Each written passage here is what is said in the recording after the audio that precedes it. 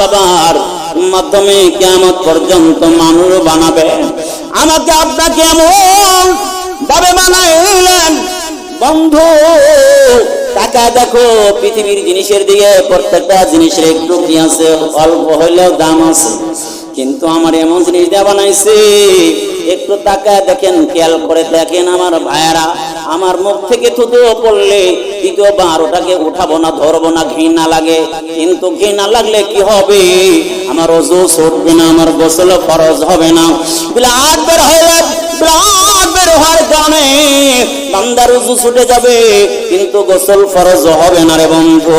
এবার পেশাব পায়খানা হলে বান্দার ওযু লাগবে, কিন্তু গোসল লাগবে না। কিন্তু আমার আপনারে এমন চূড়ান্ত পর্যায়ের নাপাক পানি দিয়ে আল্লাহ বানাইছে, এই পানির কারণে আমার আপনার বাবার উপরে গোসল পর্যন্ত ফরজ হয়েছে।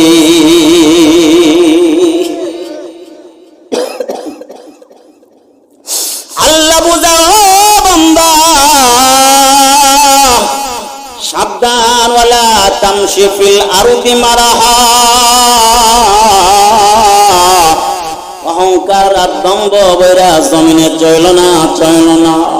বান্দা একটু খেয়াল করো বান্দা, করে বানাইছি আমি দুর্বল কইরা, কি কইরা?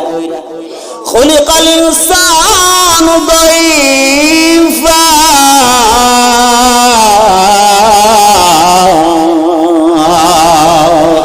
আল্লাহ পাক বলেন করে দুর্বল করে বানাইছি।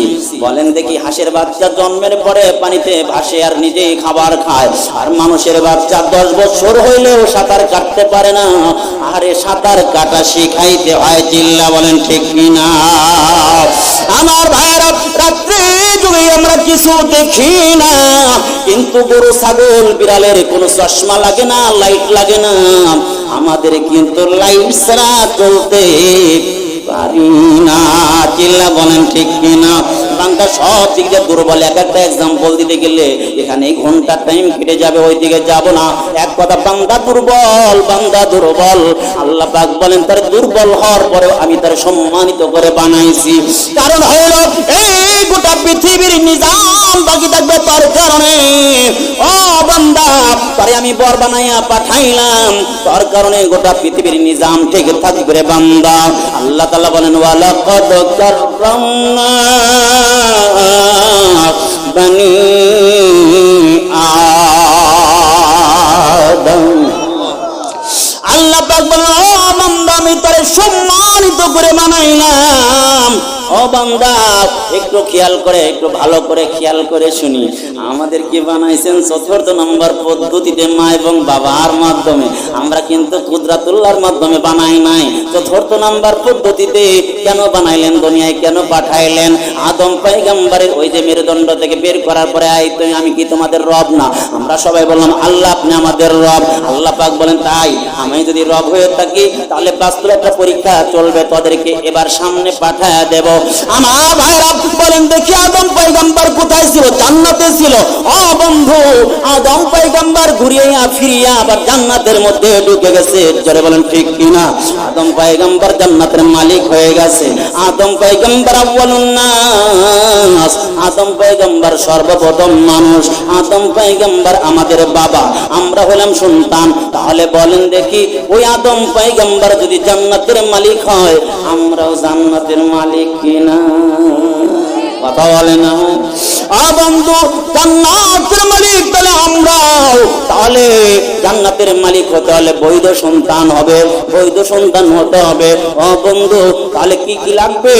আল্লাহ তাআলা জানালেন, ইন্নাল্লাযীনা আমানু ওয়া আমিলুস সালিহাতি কানাত লাহুম জান্নাতুল ফিরদাউসি নুজুলা।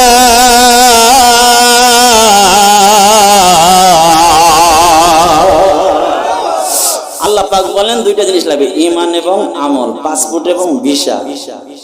আমার আপনার বাবার বাড়ি যদি কই থাকে লন্ডনে একটা থাকে, তাহলে ওই দেশে বাবা আগে চলে গেছে, এখন বিশাল বড় বাড়ি বানাইছে, আমাদের জন্য যাতায়াতের ব্যবস্থা করছে, তাহলে কি লাগবে? পাসপোর্ট এবং ভিসা। বুঝে আসছে কথা? আল্লাহ পাক রুহের জগৎ থেকে ধাক্কা দিয়ে মাতৃ উদরে পাঠিয়ে দিলেন। মাতৃ উদরে তো আল্লাহ পাক মায়েকে খাবার দেয় না, মাকে খাবারের রাস্তা দেন। খাবার কে দিছে? আমার ভাইরা, আমি আপনি যখন মাতৃ উদরে চলে আসলাম, মা খাবার খাওয়াইতে পারে নাই। পারছে? পৃথিবীর কোন বৈজ্ঞানিক খাবার খাওয়াইতে পারে নাই, পৃথিবীর কোন ডাক্তার খাবার খাওয়াইতে পারে নাই। ও বন্ধু, মাও খাবার খাওয়াইতে পারে নাই। আল্লাহ পাক নিজে সরাসরি আল্লাহ তাআলা কুদরতি ভাবে বান্দাকে খাবার খাওয়াইছেন। কেন খাবার খাওয়াইছেন? আল্লাহ পাক দেখাইলেন, তালিম দিয়ে দেখাইলেন, আমি তোমাদের রব, আমি যে তোমাদের সব, আমি যে রব, আমি যে পালনেওয়ালা, আমি আল্লাহ তাআলা মাত্র ওদের তোমারে দেখাইলাম। আমি খাবার না খাওয়াইলে পৃথিবীর কেউ খাওয়াইতে পারবে। আমার ভাইরা, ওই জগতে আল্লাহ খাওয়াইয়া ধাক্কা দিয়ে দুনিয়ায় পাঠিয়ে দিলেন। দুনিয়া আসার পরে বান্দা চিৎকার দেয়, চিৎকার দেয়। পলাশে যারা জন্মগ্রহণ করে তারা চিৎকার দেয়নি? চিৎকার দেয় কেন? চিৎকার দেয় রে বন্ধু, চিৎকার এই জন্য দেয়, চিৎকার এই জন্য দেয়, শয়তান তার একটা খোঁজা মারে, শয়তান একটা খোঁজা মারে, এই জন্য চিৎকার মারে। লম্বা কথা বলার সুযোগ আমার বন্ধু আমার নাই, এই জন্য সংক্ষেপ করে সামনের দিকে চলে যায়। ও বন্ধু, শয়তান যখন খোঁজা মারে, না পাক আর না ফার মারে, আরে যখন আদ্রতা বান্দার অন্তরের মধ্যে ঢুকে যায়, আল্লাহ তাআলা জানা দেন, ও নবী আপনি একটা কাজ করেন, তাদের ডান কানে আজানের শব্দগুলো শোনানোর ব্যবস্থা করেন, বাম কানে ইকামতের শব্দগুলো শোনানোর ব্যবস্থা করেন। এই জন্যই পৃথিবীতে যত বান্দা বান্দি আসে, ইসলামী তরিকা হইল বান্দা ডান কানে আজান, বাম কানে ইকামতের শব্দ শোনানো হবে। কিন্তু আমরা বিবাহ করার পরে বাচ্চা যখন আরে স্ত্রী গর্ভে আসছে, তখন 40,000 টাকা রেডি করে আগে রাখছে, স্বাভাবিক ভাবে আসবে না, আসবে না, এই জন্য সিজার করতে হইব। আল্লাহ তাই নিয়ে যখন করছো, তাহলে আমি তোর নিয়তটা পূরণ করব। আছে না নাই?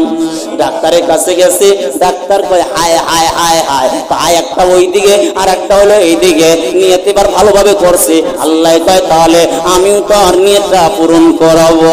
এবার যখন হসপিটালে নিয়ে গেছে, কাটতে সিরে বের করছে, দুনিয়ায় বান্দা আসার পরে দেখে বেলে তার চাকু, দেখে কয়টা কি করতে হয়, কি করতে জানি না।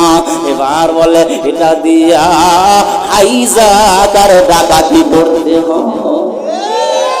কথা কয় না আমার ভাইরা, জন্মের পরে ডান করে আজান, বাম করে ইকামত এর শব্দগুলো শোনা দেবে। আজানের শব্দ, প্রথম শব্দটা আল্লাহ। প্রথম শব্দটা কি? জোরে বলে। কেন? কি বুঝ? আল্লাহু আকবার, আল্লাহ সবচাইতে বড়, এই শব্দটা ব্যবহার করলো কেন? কারণ কি? কারণ হইল দুনিয়ায় আসার পরে দেখবেন বাবা মা তুলসী পাতার পূজা করে, পাথর পূজা করে, আছে না নাই? আগুন পূজা করে, পানি পূজা করে, অমক পূজা করে, একটা দুইটা করতে করতে করতে করতে একটা দুইটা তিনটা এবং কত কোমরে ভাই 33 কোটি। কয় কোটি? কথা কয় না। 33, 1 কোটির তো নাম বলতে পারবো না, 33 কোটি পায় কোথা থেকে?